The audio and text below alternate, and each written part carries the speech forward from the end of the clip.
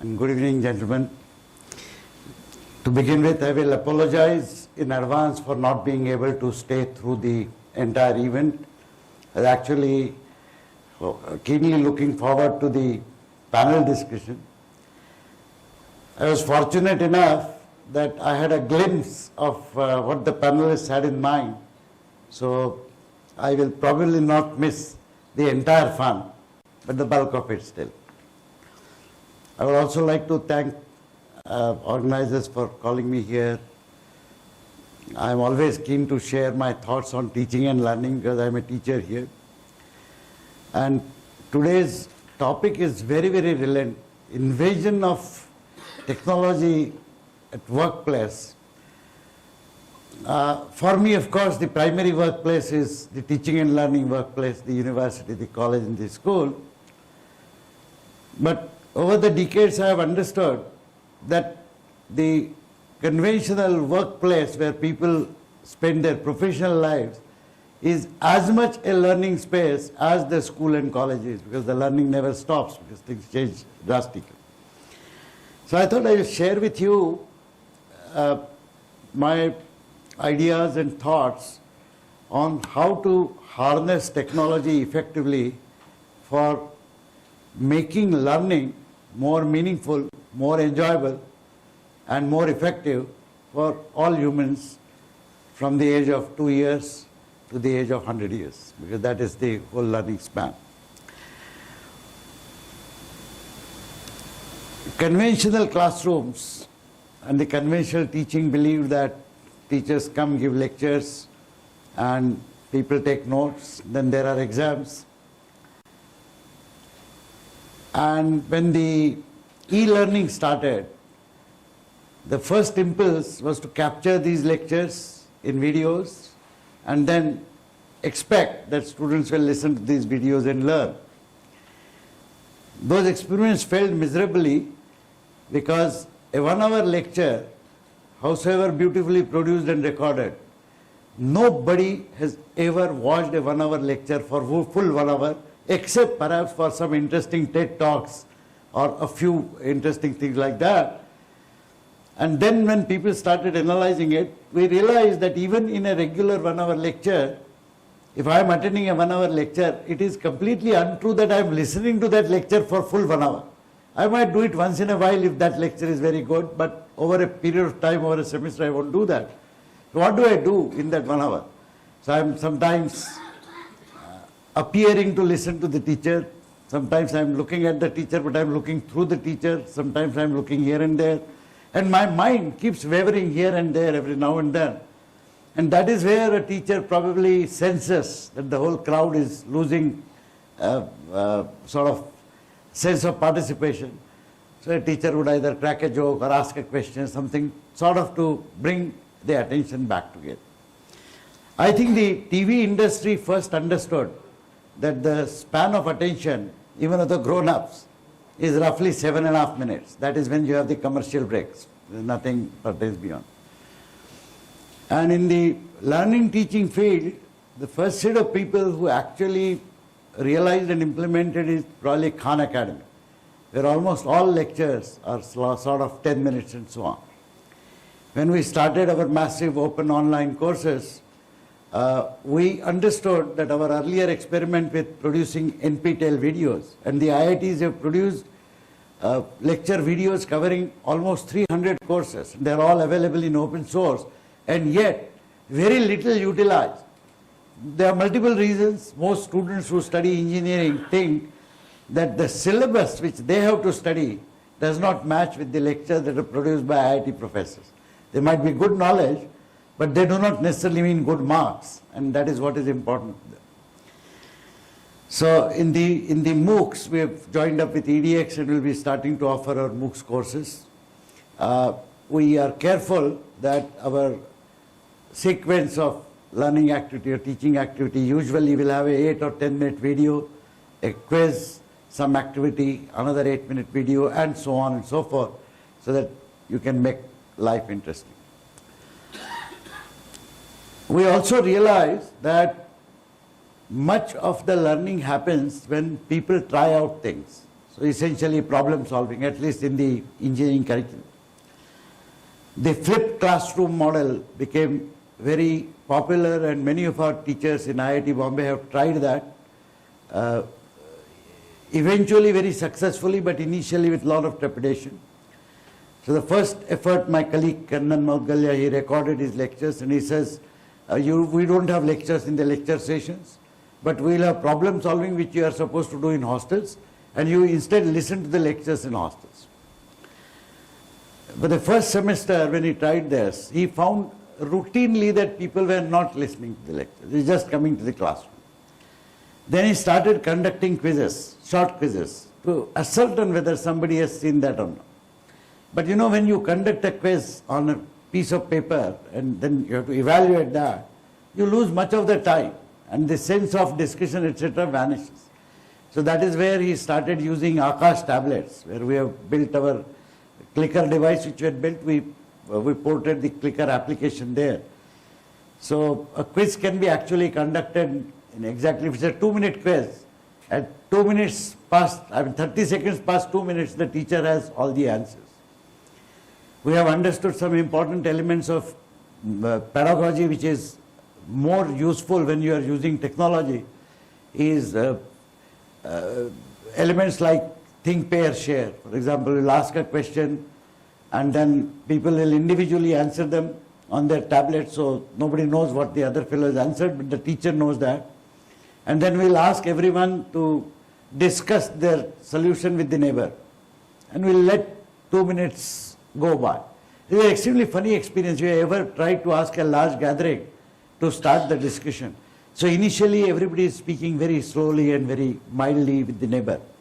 But the decibel level goes up, so I cannot hear what my neighbor is saying, so I start speaking slightly loudly. And everybody does that. In exactly 2 minutes time, the decibel level is crescendo. That is when you say stop discussion. But when you ask the same question again, surprisingly, the answers given by the whole class are much closer to the correct answer, although the original were not. And that tells us that the discussion actually helps people learn. So few things that we have understood now is that technology can actually be harnessed to make the classes more effective. And second, better teaching does not necessarily translate into better learning. Learning is an independent activity. It depends upon multitude of factors. Couple of important factors is the amount of quality time that a learner spends on a particular topic.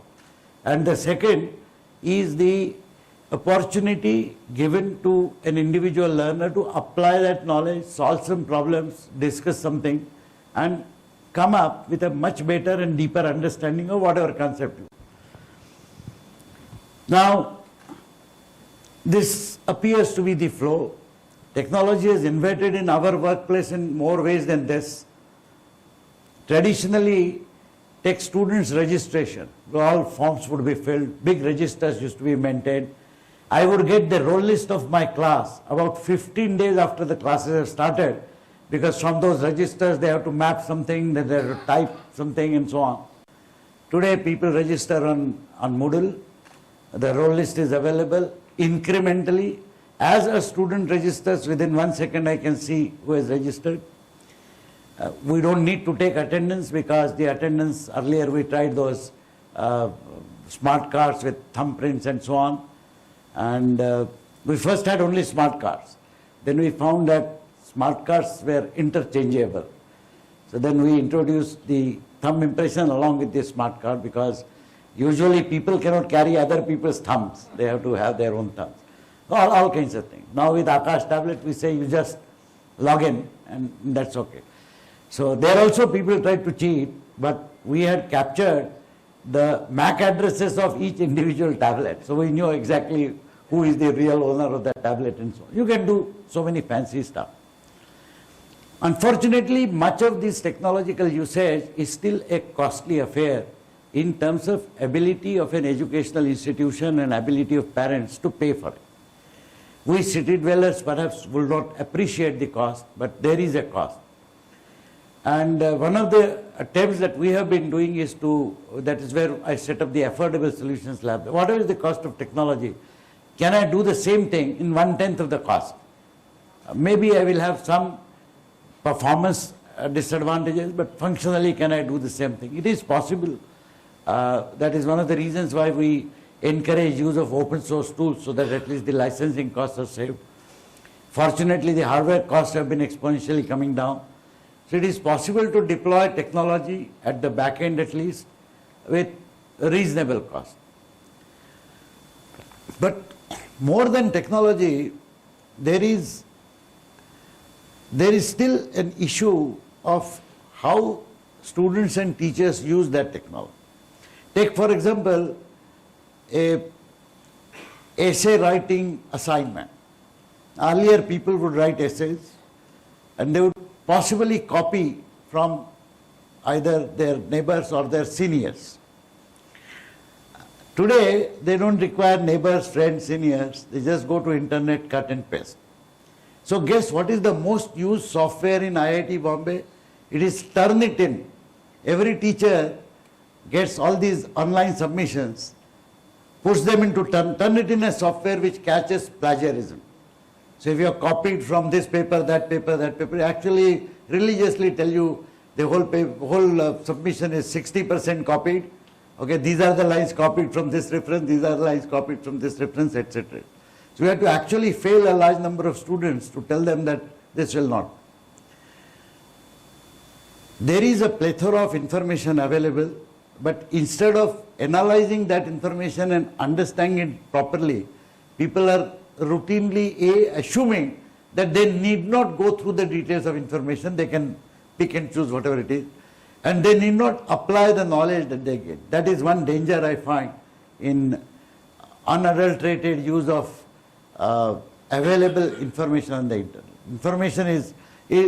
Lack of information is no more the problem, but proper extraction of information, filtering of information and assimilating that and applying that is actually a greater challenge than what there was in the earlier times.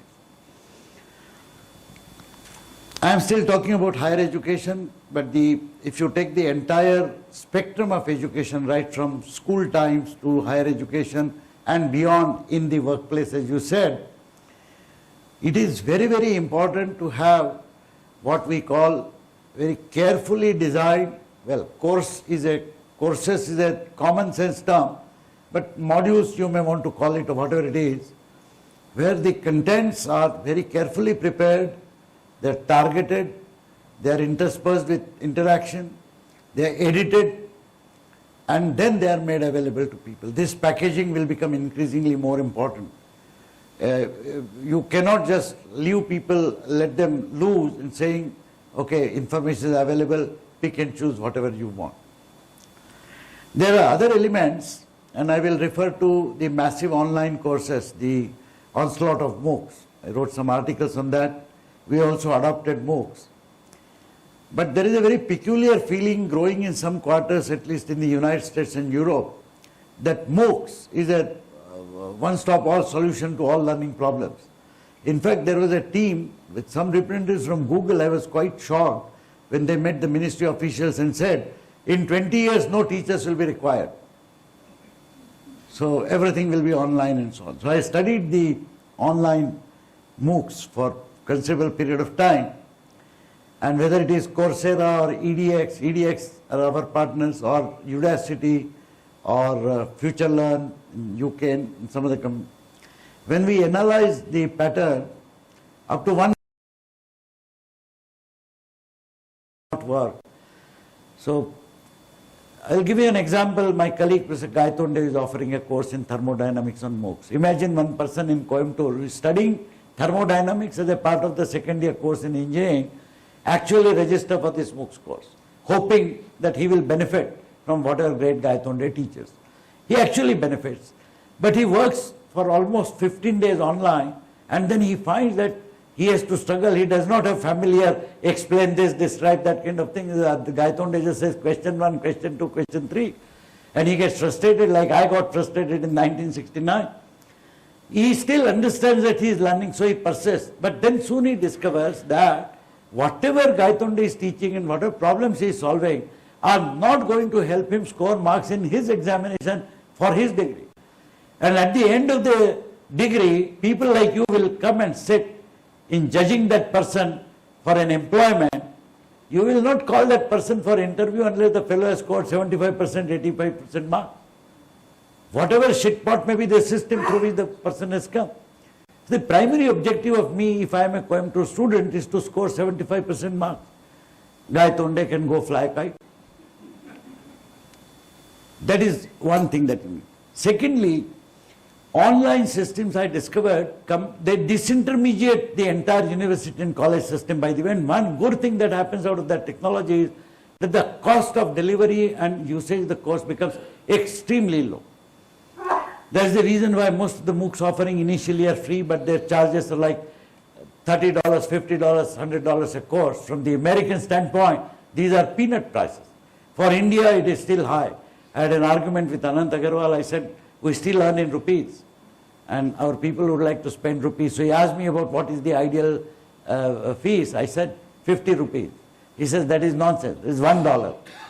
So we are still working towards reducing the cost and so on. But whatever, say 400, 500 rupees, 600 rupees could be cost of a well-delivered course. But what is more important is, if MOOCs is, everything is online, then although the university system and the college system and the school system may be bad because of the stereotype exams and so on, these systems provide one most wonderful opportunity. And that opportunity is for human beings to come together and interact with each other and interact with teachers. And no learning in 4,000 years of human history has been really good unless it is coupled with human interaction.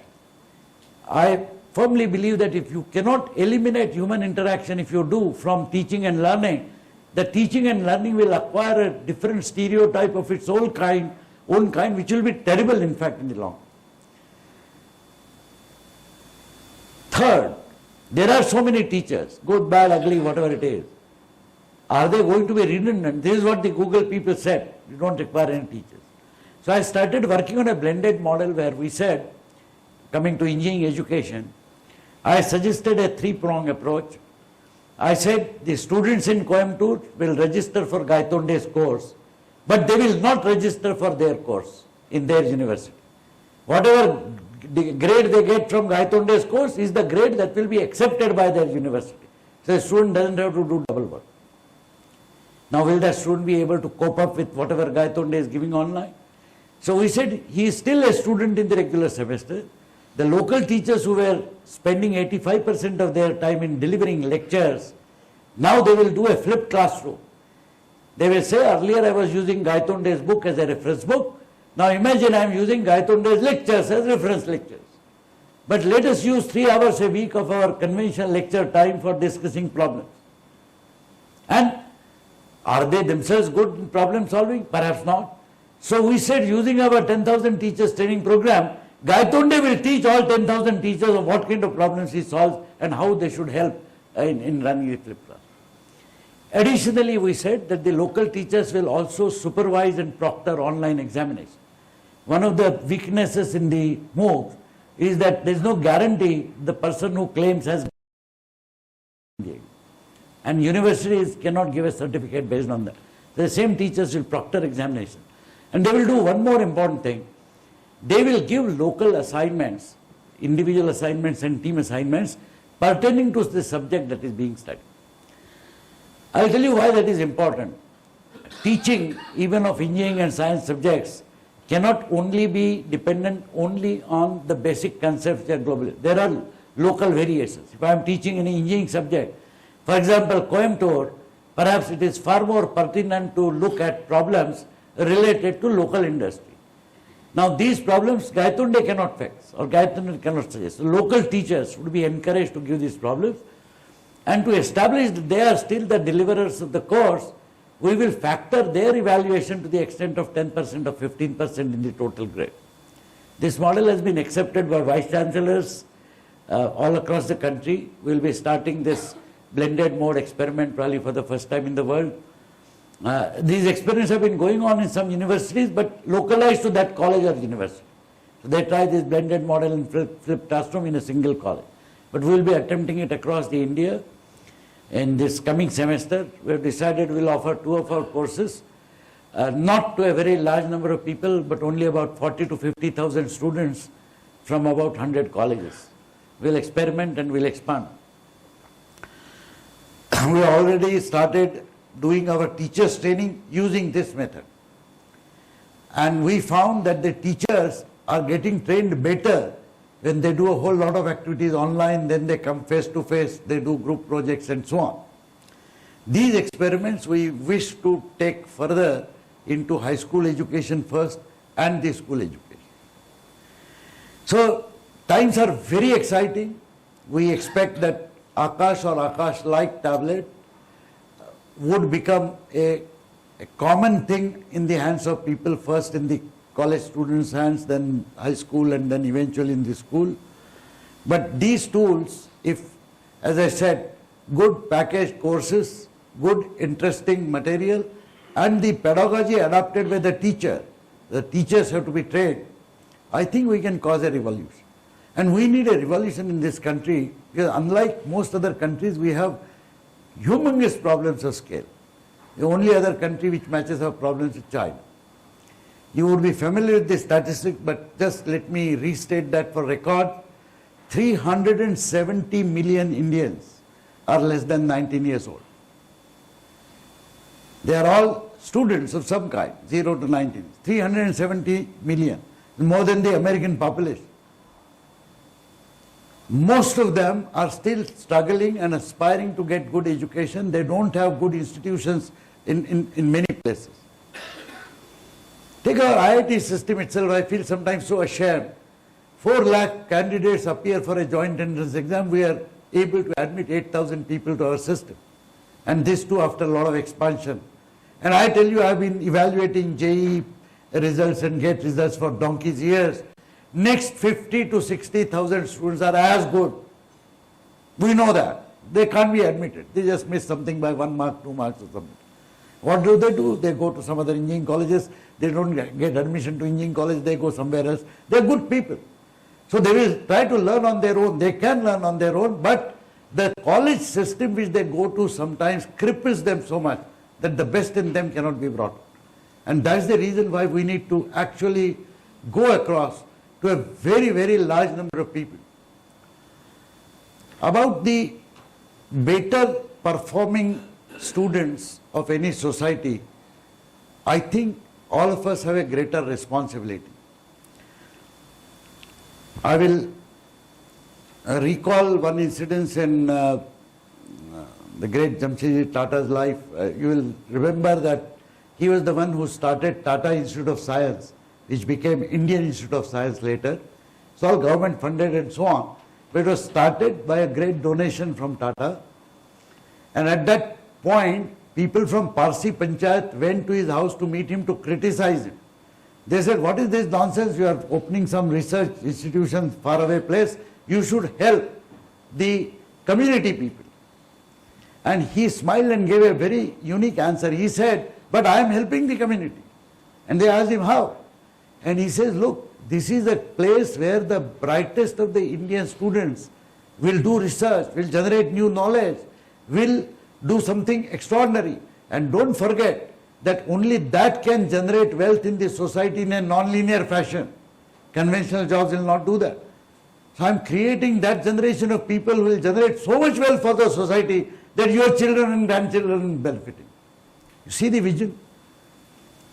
Unfortunately, in our school and college system, the better performing students in any class are the most neglected lot. You know why they are neglected? Because they can stand on their own. The teachers are not worried. Teachers are generally worried about laggards, so fail hone wala hai, will let me hold his hand, do something, and the bulk of the students and so on. Good students, so kya, they will pass it on. Many of us in IIT and in many other places believe that it's very, very important for our educational system to do something special for these better prepared students, because they are capable of doing something different for themselves, for their families, and for their society. I believe that the technology will make that feasible if we can extend the reach of technology to all and sundry. Because who are the good students, who are the talented students cannot be deciphered sitting at one place. You have to examine, you have to give opportunity to 100 people. Out of them, some 10 or 15 will do something extraordinary. You don't know which 20. This is a question I was asked many years ago by an alumni. He says, you know, sir, that in your class of 60, only 5 or 6 will do something extraordinary. Why you chew up all our lives and make it miserable? I said, you are right, but I don't know which 5. So I have to assume that all 60 are capable of doing something extraordinary. And then let the people emerge out. I'll conclude by one incident that happened in my own life which changed my own perspective. In, I think it was 1999 or 2000, there is an organization called Marathi Vigyan Parishad. They basically try to popularize science in local language, in Marathi. And they asked me whether I can give a talk in Marathi on Mahiti Tantrajna, information technology. I normally speak in English, but because there was I asked them why, so they said there's a place called Wada, it's about 60 kilometers from Mumbai, and there's a huge tribal belt around it. They said 9th, 10th, 11th standard students will come to the event and they want to listen to this. So I prepared my talk, I went, gave that talk. The talk was very well received. Let me tell you, those tribal kids, never ever underestimate any kid anywhere in the world. Smart kids, good questions were asked. At the end of that talk, I was almost gherowed by a large number of young boys and girls. Autograph. You know, I felt like a movie star. Somebody after decades was asking for my autograph. This one boy was standing there and I asked him, you want an autograph? He says, no sir, I want to ask you some questions. Okay, wait. After 5 minutes, some organizers came and they said the local MP who was the chief guest is waiting for you for a cup of tea. He has to go. And you also said you have to go back. And I said yes, and I sort of wound up and started walking. This boy held my hand. And he says, you have not answered my question. Then I told him, but the chief guest is calling for a cup of tea. Then he said, sir, I have walked 10 kilometers to listen to your lecture. So he said, you walked 10 kilometers, why? Oh, what is there? I walk 6 kilometers every day to my school. And yesterday they announced that one professor from IIT is going to speak in Marathi, so I decided. He said, why do you walk? You don't have tum-tums or buses or something. I said, sir, but parvadat nahi. They're there. But my family cannot afford that. And then that boy proudly tells me, sir, I stand first in the class. So I asked the organizers to take care of the MP and I said, okay, let me have a dialogue. This boy, the question was, how do I become an expert in information technology? 9th standard kid. So I asked him, are you studying science? I said, advised him, study 10th, 11th, do 12th, do some engineering. I told him about joint entrance exam, told him about competitive exam. I said, become an engineer, learn computer science, IT, there are courses, etc., etc., etc. He appeared satisfied after 5 minutes. But I was just curious because that time IT was, remember, you was boomeranging, high-paying jobs, etc., etc. So I just asked him, why do you want to become an IT expert? 99% I expected a stock answer that I'll get a very good job, I'll take care of my family, etc., which, believe me, was desperately needed. You know what his answer was? He says, tumche ek vidyarthi hai Nandan Nilekani. He has set up a company called Infosys. I want to build a large company like that. Can you beat that? That's the aspiration of a boy who cannot speak one word of English, walks 10 kilometers to listen to a lecture on information technology. His teacher has no clue on what technology is. And yet, he says, I may be poor, but I stand first in my class and I want to become someone like that. Now, I met that boy accidentally. How many such kids are there? In every school, you all would recall when you were studying, in your batch, there would be 3, 4, 5 people who think differently. I think it is the responsibility of society to do something for them. That is when I started my Eklavya project, saying that there are just too many Eklavyas in this world. Unfortunately, I am not a primary school teacher also, although that is where my heart is. So I am trying to use this technology effectively for engineering and science education. But when I leave IIT for 10 years, I am going to work for school education, creating open source knowledge contents in Indian language. The another thing people don't realize, most of the knowledge available today for schools, kids or grown-ups is in English and in some other European languages, but not in Indian language. a very large number of smart students still study in Hindi, Marathi, Telugu, Tamil, whatever it is. And it is our responsibility to make available top grade knowledge, filtered, edited, in their own language so that they should benefit from it. They're smart kids, they will eventually learn English. But in the formative years, when they use only their own language, is it not our responsibility to give them? Perhaps we are not sufficiently proud of our language. But then pride is an element which has sadly been missing in this country. In any event, I quickly look at the email list. In any international event, all the international delegates will have their email IDs ending in their country's name. JP for Japan, UK for... Only Indians, you will find .com, .something, .something. I am very allergic to email IDs which don't end in .in. But the system does not exist where people feel proud to have their own email system with their own domain names. Now at least the domains are becoming much easily available. So I think establishing our faith and trust in ourselves and our faith and trust in young and the youth, technology can do wonderful things. But if we are not careful, the technology could prove to be a disaster. I believe that is the job of the debaters subsequently. I'll just say this and take your leave. Thank you so much.